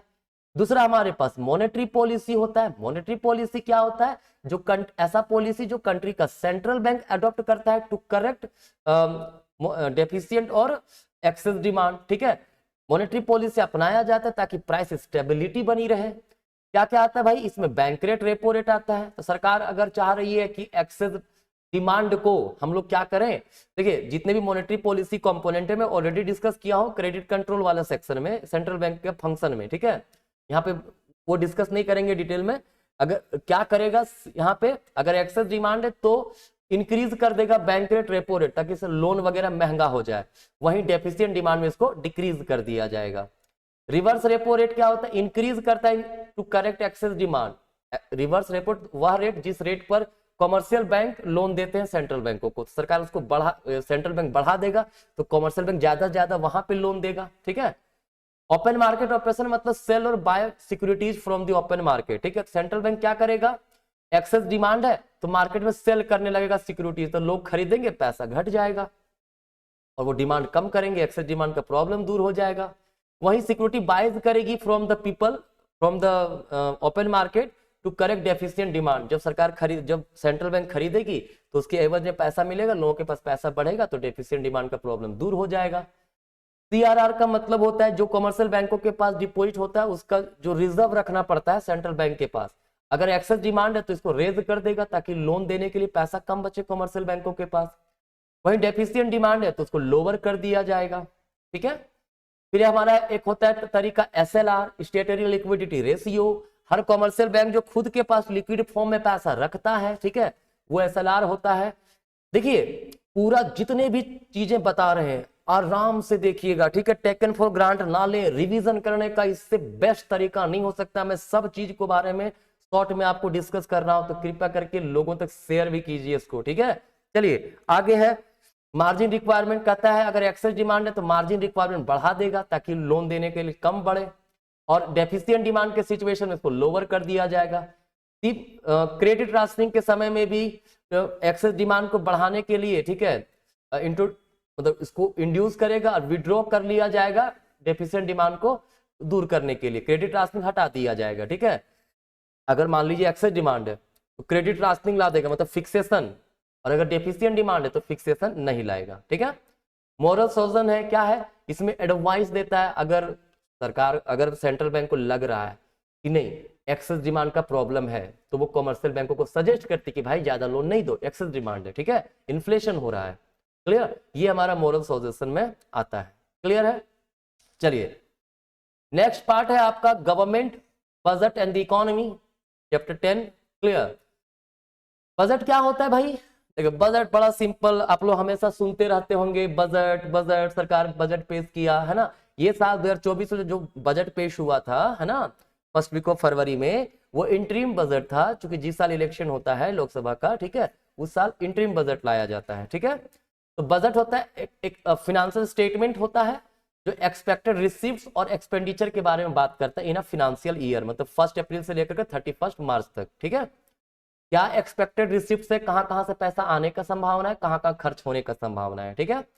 ऑब्जेक्टिव क्या होता है, जीडीपी ज्यादा से ज्यादा तेजी से ग्रो करे, रिसोर्सेज का अच्छा से एलोकेशन हो, प्रोविजन हो पब्लिक गुड्स का, redistribution of income and wealth हो ताकि पॉवर्टी और रिच एंड पुअर के बीच का डिफरेंसेस कम हो, बैलेंस रीजनल ग्रोथ हो, एम्प्लॉयमेंट अपॉर्चुनिटीज क्रिएट हो, इकोनॉमी में स्टेबिलिटी क्रिएट हो, ठीक है। अगर स्ट्रक्चर की बात करें तो दो प्रकार का होता है, एक होता है रेवेन्यू बजट, एक होता है कैपिटल बजट, है ना। रेवेन्यू बजट में क्या होता है, रेवेन्यू रिसीट्स होता है और रेवेन्यू एक्सपेंडिचर होता है। वहीं कैपिटल बजट के अंतर्गत कैपिटल रिसीट्स और कैपिटल एक्सपेंडिचर होता है, ठीक है। बजट को एक और तरीके से हम लोग अरेंज कर सकते हैं, कैसे, बजट रिसीट्स ले लीजिए और एक बजट एक्सपेंडिचर। अगर रिसीट्स लेंगे तो दोनों रेवेन्यू रिसीट्स और कैपिटल रिसीट्स दोनों इसी में आ जाएगा, है ना। एक्सपेंडिचर की बात करें तो रेवेन्यू एक्सपेंडिचर, कैपिटल एक्सपेंडिचर दोनों इसी में आ जाएगा, ठीक है। चलिए सबको थोड़ा सा ब्रीफली हम लोग जान लेते हैं सब क्या है भाई। अगर हम बजट रिसीट्स की बात करें तो बजट रिसीट्स का मतलब जितने रिसीट्स सरकार के पास आई, ठीक है। क्या होता है, पहला रेवेन्यू रिसीट्स। रेवेन्यू रिसीट्स का मतलब होता है ऐसा सरकार का ऐसा रिसीट्स जिसमें किसी भी प्रकार का एसेट्स में रिडक्शन नहीं आता है, ठीक है। जैसे income from public sector enterprises, है ना, रेलवे सरकार को पैसा मिल रहा है, उसमें सरकार का कोई एसेट्स में रिडक्शन तो नहीं आ रहा है। Which do not create any liability for the government, जो लाइबिलिटी नहीं बनाती हो, जैसे tax received of the government. सरकार जब हम लोग से लोन लेती है तो सरकार को क्या कोई लाइबिलिटी क्रिएट होता है, नहीं। वहीं कैपिटल रिसीट्स की अगर बात करें तो क्या होता है, which create liability for the government and reduce assets for the government. Liability कैसे क्रिएट करता है, अगर सरकार कहीं से लोन लेके रखा है तो लाइबिलिटी नहीं है कि चुकाना पड़ेगा हमको, और एसेट्स रिड्यूस कैसे होता है, क्योंकि अगर डिस इन्वेस्टमेंट किया जाए ये कैपिटल रिसीट्स के अंतर्गत आता है, ठीक है। तो एसेट्स में रिडक्शन आया ना, सरकार मान लीजिए कल को रेलवे बेच देती है, ठीक है, तो पैसा सरकार के पास आएगा, जो पैसा आएगा वो कैपिटल रिसीट्स होगा, ठीक है। लेकिन सरकार का एसेट्स में कमी हुआ ना। दूसरा है बजट एक्सपेंडिचर। एक्सपेंडिचर वैसे ही दो टाइप से है, revenue expenditure, capital expenditure. Revenue expenditure का मतलब क्या होता है, which do not cause increase in government asset, जो सरकार के किसी प्रकार के मतलब एसेट्स नहीं बढ़ाता है ना। रेगुलर होने वाला खर्च है रेवेन्यू एक्सपेंडिचर, है ना, जैसे लॉ एंड ऑर्डर पे जो सरकार खर्च कर रही है। साथ ही साथ which do not reduce government liability, government की लाइबिलिटी घटती भी नहीं है। जैसे सरकार ओल्ड एज पेंशन दे रही है तो क्या एक महीना देकर के खत्म हो गया, क्या देते रहना पड़ेगा ना। वहीं कैपिटल एक्सपेंडिचर क्या होता है, जिसमें गवर्नमेंट के लिए एसेट्स बनता है, जैसे सरकार रोड बना रही है तो एसेट्स बना ना, और सरकार के लिए लायबिलिटी घटता है, जैसे पेमेंट किया लोन का तो घटा ना लायबिलिटी, ये कैपिटल एक्सपेंडिचर होगा। जो एक्सपेंडिचर होते हैं उसे दो और पार्ट में बांट सकते हैं, किसमें प्लान्ड एक्सपेंडिचर और नॉन प्लान्ड एक्सपेंडिचर में। जब हम लोग प्लान्ड एक्सपेंडिचर की बात करते हैं तो कहता है कि जब सरकार पहले प्लान कर प्रोग्राम के तहत डेवलपमेंट वर्क के लिए सरकार खर्च कर रही हो, ठीक है, तो वो प्लान्ड एक्सपेंडिचर होगा। लेकिन नॉन प्लान्ड क्या होता है एक्सपेंडिचर और routine functioning of the government, है ना, जैसे वो नॉन प्लान होता है। यहाँ पे थोड़ा सा एक चेंजेस कर दीजिएगा, प्लान्ड एक्सपेंडिचर का डेफिनेशन यहाँ पे नहीं है, डेवलपमेंट और नॉन डेवलपमेंट का डेफिनेशन दिया हुआ है। प्लान एक्सपेंडिचर जब सरकार प्लान करके खर्च करती है, जैसे 5 पे प्लान में, ठीक है। नॉन प्लान जब बिना प्लान किए खर्च हो जाता है, जैसे कोविड अचानक आ गया, वहां जो खर्च हुआ नॉन प्लान एक्सपेंडिचर था, ठीक है। वही एक डेवलपमेंट एक्सपेंडिचर होता है, एक नॉन डेवलपमेंट एक्सपेंडिचर होता है। डेवलपमेंट मतलब जो डेवलपमेंट वर्क के लिए सरकार खर्च करती है, ठीक है, जैसे रोड बना रही है, पुल बना रही है, ये डेवलपमेंट एक्सपेंडिचर होगा। और नॉन डेवलपमेंट एक्सपेंडिचर होगा जब सरकार डेवलपमेंट के लिए नहीं बल्कि रेगुलर फंक्शन के लिए काम कर रही हो, जैसे लॉ एंड ऑर्डर वगैरह को मेंटेन करने में जो सरकार को खर्च आ रही है, ठीक है। चलिए अब आता है हमारे पास बैलेंस बजट। कहता है सरकार का अगर खर्चा और रिसीट दोनों बराबर हो, बैलेंस हो जाएगा। सरप्लस मतलब बच जाना, एक्सपेंडिचर कम हो, आया रिसीट ज्यादा, सरकार के पास आया ज्यादा खर्च हुआ कम। डेफिसिट बजट क्या होगा, जब एक्सपेंडिचर ज्यादा और रिसीट्स हमारा हो कम। कहता है budget deficit is the excess of total expenditure over total receipt. But deficit का मतलब क्या हुआ, सरकार खर्च ज्यादा कर रही है, रिसीट्स कम। डेफिसिट 3 प्रकार का होता है budget deficit, revenue deficit, physical और प्राइमरी डेफिसिट। ये 3 प्रकार के बजट डेफिसिट हमारे होते हैं, ठीक है। क्या होता है भाई रेवेन्यू डेफिसिट, ये होता है revenue expenditure minus revenue receipts, ठीक है। वही फिजिकल डेफिसिट की बात करें तो total expenditure minus total receipts other than borrowing बोलिए, या फिर revenue expenditure plus capital expenditure कर दीजिए minus revenue receipts plus capital receipts other than government borrowing, ठीक है। वहीं प्राइमरी डेफिसिट क्या होता है, physical deficit minus interest payment. जो फिजिकल डेफिसिट हुआ वो और जो इंटरेस्ट पेमेंट है उसको माइनस कर देंगे, वो हमारा आ जाएगा प्राइमरी डेफिसिट, ठीक है। चलिए नेक्स्ट है हमारे पास फॉरेन एक्सचेंज रेट। क्लियर, अगर हम फॉरेन एक्सचेंज रेट की बात करें तो foreign exchange rate refers to the price of one country with the price of another country. मतलब एक कंट्री के करेंसी का प्राइस अदर कंट्री के प्राइस के साथ अगर तुलना करें वो एक्सचेंज रेट होता है। जैसे $1 बराबर हुआ ₹80, ठीक है। $1 का कितना वैल्यू, ₹80 के बराबर है। अगर हम लोग ₹1 इंडिया के टर्म में बात करें तो क्या होगा, $1/80 ये, ठीक है। एक्सचेंज रेट 2 प्रकार के होते हैं, फ्लेक्सिबल एक्सचेंज रेट सिस्टम और fixed exchange rate system. Flexible exchange rate में क्या होता है, जब फॉरेन एक्सचेंज रेट का मतलब डिटर्मिनेशन किसके द्वारा हो, market forces like demand for foreign exchange and supply of foreign exchange, इसके द्वारा होता हो, ठीक है, तो उसको हम लोग बोलेंगे फ्लेक्सिबल एक्सचेंज रेट। क्लियर, कहता है when only to free market forces supply and demand exchange happen to rise, मतलब जब डिमांड एंड सप्लाई राइज के कारण एक्सचेंज रेट राइज कर गया। मतलब पहले हम मतलब ₹80 देते थे, $1 हमको मिल जाता था, अब हुआ कुछ ऐसा फॉरेन एक्सचेंज महंगा हो गया, अब ₹90 दे रहे तब हमको $1 मिल रहा है, ठीक है।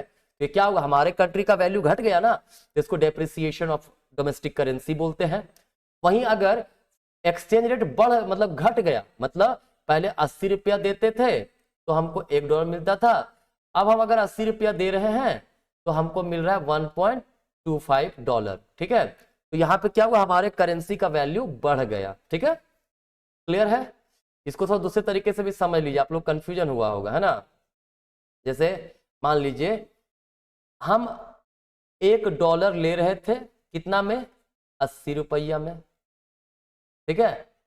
अब क्या हुआ, फॉरेन एक्सचेंज रेट घट गया। क्लियर, मतलब अब कहा कि तुम 80 क्यों दे रहे हो, तुम हमको ₹70 ही दो ना $1 के लिए, ठीक है। तो हमारे लिए तो फॉरेन एक्सचेंज सस्ता हो गया ना, पहले हम ₹80 दे करके $1 खरीदते, अब ₹70 में खरीद रहे हैं, ठीक है। तो ये हमारा क्या हो गया, ये हमारा हो जाएगा हमारे डोमेस्टिक करेंसी का एप्रिसिएशन, ठीक है। वहीं अगर आप फिक्स्ड एक्सचेंज रेट की बात करें तो जब गवर्नमेंट अथॉरिटी डिसाइड करती है, ठीक है, क्या होना चाहिए एक्सचेंज रेट, वो होता है फिक्स्ड एक्सचेंज रेट, ठीक है। इसमें मार्केट फोर्स का कोई भी रोल नहीं होता है, no role of market forces. यहाँ पे अगर गवर्नमेंट अपना डोमेस्टिक करेंसी का वैल्यू फॉरेन करेंसी के रिस्पेक्ट में घटा दिया तो उसको डिवैल्यूएशन बोलेंगे, अब बढ़ा दिया वैल्यू तो उसको रीवैल्यूएशन कहेंगे, ठीक है। एक टर्म यूज होता है मैनेज फ्लोटिंग। देखिए फ्लेक्सिबल एक्सचेंज रेट को फ्लोटिंग एक्सचेंज रेट भी बोलते हैं, और अब है मैनेज्ड फ्लोटिंग, इसको डट्टी फ्लोटिंग भी कहते हैं। ठीक है, क्यों? क्योंकि इसमें फॉरेन एक्सचेंज रेट को डिटरमाइन होने के लिए पूरी तरह मार्केट फोर्स पर छोड़ दिया जाता है, लेकिन साथ ही साथ गवर्नमेंट भी इंटरवेन करती है, मतलब जो मॉनेटरी अथॉरिटी होता है देश का, वो भी उसमें इंटरफेयर करता है और उसको मैनिपुलेट करता है एक्सचेंज रेट को, इसीलिए इसको बोलते हैं हम लोग क्या, मैनेज फ्लोटिंग। ठीक है, तो चलिए लास्ट चैप्टर हमारे पास है बैलेंस ऑफ पेमेंट। देखिए हर देश किसी दूसरे देश के साथ ट्रांजेक्शन करता है, ठीक है, उसको हम लोग क्या बोलते हैं, इकोनॉमिक ट्रांजेक्शन, है ना। कहता है बैलेंस ऑफ पेमेंट क्या होगा, is summary statement of all monetary transaction between the country of and the rest of the world. जो मॉनेटरी ट्रांजेक्शन मतलब इकोनॉमिक ट्रांजेक्शन एक कंट्री दूसरे कंट्री के साथ मतलब रेस्ट ऑफ द वर्ल्ड के साथ करता है, उसका जो स्टेटमेंट होगा वो बैलेंस ऑफ पेमेंट कहलाएगा। ठीक है, इसमें दो प्रकार के कंपोनेंट होते हैं, करंट अकाउंट कंपोनेंट और कैपिटल अकाउंट कंपोनेंट। ठीक है, ये जो हमारा मॉनेटरी या फिर इकोनॉमिक ट्रांजेक्शंस हैं, ठीक है, उसको भी दो पार्ट में बांटा गया है, मतलब कई पार्ट में बांटा गया है। क्या, मर्चेंटाइज, इनविजिबल और transaction leading to change in the ownership of assets, है ना। देखिए ये एक्सपोर्ट इंपोर्ट ऑफ गुड्स हो गया, इनविजिबल में हो गया एक्सपोर्ट इंपोर्ट ऑफ क्या बोलते हैं इसको, सर्विसेज, इसमें हो गया कैपिटल ट्रांसफर वगैरह वगैरह, है ना। कहता है तो डिटेल में सबको देख लेते हैं। करंट अकाउंट की बात करें, है ना, तो वैसे चीजों का इसमें रखा जाता है जो लायबिलिटी फ्री रहता है, मतलब जिसमें किसी प्रकार लायबिलिटी वगैरह नहीं बनता। अरे भाई हम सामान बेचे विदेश में तो कोई लायबिलिटी कि हमको खरीदना भी पड़ेगा, ऐसा तो नहीं है ना। तो इसमें क्या शामिल होगा, export import of goods, export import of services, factor services, non factor services, current transfer, ये सब चीजें शामिल हो किसमें, करंट अकाउंट रिकॉर्ड में, है ना। कहता है एक चीज याद रखिएगा, export and import of goods is called merchandise, ठीक है, या विजिबल ट्रेड, क्लियर। अब इनविजिबल इंक्लूड्स क्या होता है, इसमें इनविजिबल मतलब non factor services, factor services और करंट ट्रांसफर, ये सब इनविजिबल ट्रांजेक्शंस होते हैं। ठीक है, जब हम लोग बैलेंस ऑफ ट्रेड का बात करें तो सिर्फ और सिर्फ export of merchandise minus import of, मतलब जो गुड्स का एक्सपोर्ट माइनस इंपोर्ट, वो हमारा होगा क्या, बैलेंस ऑफ ट्रेड या फिर ट्रेड बैलेंस। उस हिसाब से करंट अकाउंट बैलेंस जो हमारा होगा वो क्या बनेगा, trade balance plus invisible balance जो होगा, इसका सम जो होगा वो करंट अकाउंट बैलेंस के नाम से जाना जाता है। ठीक है, चलिए मजा आ रहा है आप लोग को। आगे देखिए कैपिटल अकाउंट, कहता है कैपिटल अकाउंट में ऐसे कंपोनेंट्स को शामिल किया जाता है जो लायबिलिटी से रिलेटेड होता है, जैसे borrowing, foreign investment, NRI deposit, banking capital, short term debt वगैरह। बोरोइंग क्या हो सकता है, external commercial borrowing and external assistance भी हो सकता है जो हेल्प कर रहा है, और कॉमर्शियल बोरोइंग भी हो सकता है। इन्वेस्टमेंट, फॉरेन इंस्टीट्यूशनल इन्वेस्टर्स भी हो, इन्वेस्टमेंट हो सकता है, या फिर फॉरेन डायरेक्ट इन्वेस्टमेंट हो सकता है। ठीक है, इसमें पोर्टफोलियो वगैरह आता है एफआईआई में। ठीक है, अब हमारे पास टर्म है ऑटोनोमस एंड अकोमोडेटिंग आइटम्स। देखिए ऑटोनोमस आइटम्स का मतलब होता है ना, जो प्रॉफिट मोटिव से जितना भी ट्रांजैक्शंस किया जा रहा हो, ठीक है, वो सारे के सारे ऑटोनोमस में आएंगे, जैसे export import of goods and services वगैरह। ठीक है, इसको बोलते हैं अबव द लाइन आइटम, है ना। वही अकोमोडेटिंग क्या होता है कि ये ऐसा बीओपी ट्रांजैक्शन है जिसका प्रॉफिट मोटिव नहीं होता है, इसका मोटिव होता है जो बीओपी में डेफिसिट या सरप्लस है उसको करेक्ट करना। ठीक है ना। अब सवाल है बीओपी डेफिसिट सरप्लस कब होता है, देखिए जितना पेमेंट किया उतना आया तो बैलेंस्ड है, लेकिन हम एक्सपोर्ट वगैरह ज्यादा किए, हम पैसा ज्यादा कमाए और हमारा खर्च कम हुआ, ठीक है, तो वो सरप्लस हो जाएगा। पैसा आया कम गया ज्यादा तो डेफिसिट हो जाएगा। ठीक है, तो ये था आपका पूरा ब्रीफ क्विक रिवीजन का ये वीडियो कंप्लीट मैक्रो इकोनॉमिक्स का फॉर क्लास 12। मुझे उम्मीद है ये आपके लिए काफी हेल्पफुल रहेगा, है ना। पूरा वीडियो को देख लिए तो बहुत अच्छी बात है, लाइक भी कर दीजिए, शेयर कीजिए। ठीक है, चलिए धन्यवाद।